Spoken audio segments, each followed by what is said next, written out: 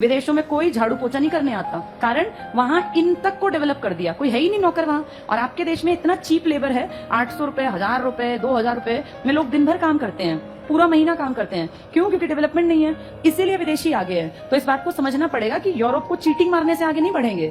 Europe का base देखो, Australia, America क्यों एडवांस्ड है, इन्होंने एक एक चीज को उठा के हर किसी को पढ़ा दिया। जापान छोटा सा देश है, टेक्नोलॉजी के दम पे आज हमसे कितना ज्यादा आगे है। अगर देखा जाए तो हमारे पास उतनी जमीन होती तो शायद हम पता नहीं कितने नीचे गिर गए होते। उसने देखो कितने नुकसानों के बावजूद वर्ल्ड में अपना नाम खड़ा कर रखा है, ओलंपिक की लिस्ट में भी दिखाई दिया ना, टॉपर्स में वो। और हम दुनिया भर का पैसा हमारे पास, हम 5वीं 6ठी बड़ी अर्थव्यवस्था थे, लेकिन जब देखते हैं, और ये भी मान के चलो जो ये थोड़े बहुत मेडल आते हैं ना, ये अपनी मेहनत से आते हैं। सरकार कुछ नहीं कर रही आपकी सरकार किसी को बढ़ावा नहीं देती, चाहे वो बीजेपी हो चाहे कांग्रेस, हम किसी एक सरकार की बुराई नहीं कर रहे। इससे शुरुआत होगी तब यहाँ तक पहुंचेगा। ये बात सोचने की, और सबको पता भी है पढ़े लिखों को, लेकिन आपके देश में सारा ध्यान किस पे दिया जाता है। इसलिए 75 साल हो गए, अब तक कुछ नहीं हुआ और ना ही होगा।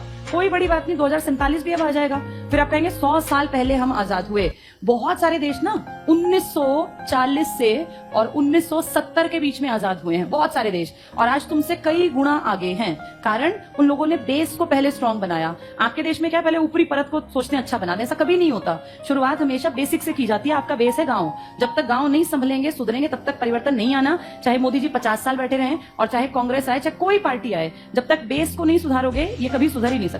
इसको जानबूझ के प्लानिंग का हिस्सा कह लो कि काम नहीं करना, या पता नहीं समझ ही नहीं है। ऐसा तो मान नहीं सकते कि समझ नहीं है, क्योंकि वहां बैठने वाले लोग आईएएस रैंक के हैं जो प्लानिंग में शरीक होते हैं। शायद ये लंबी प्लानिंग है कि देश का विकास ना ही हो तो ही ठीक है। जितनी बड़ी मूर्खों की फौज होगी उतना नालायक लोग राज भी तो कर पाएंगे ना। जिस दिन लोग पढ़ लिख गए उस दिन नालायकों को हटना पड़ेगा, फिर बुद्धू आदमी राज नहीं कर पाएगा। आज जो आपके देश में आधे अनपढ़ राज कर रहे हैं ना, इसका कारण ही है क्योंकि अब तक गांव ही नहीं सुधरे। जिस दिन गांव सुधरने स्टार्ट हो गए, देश अपने आप बदलेगा।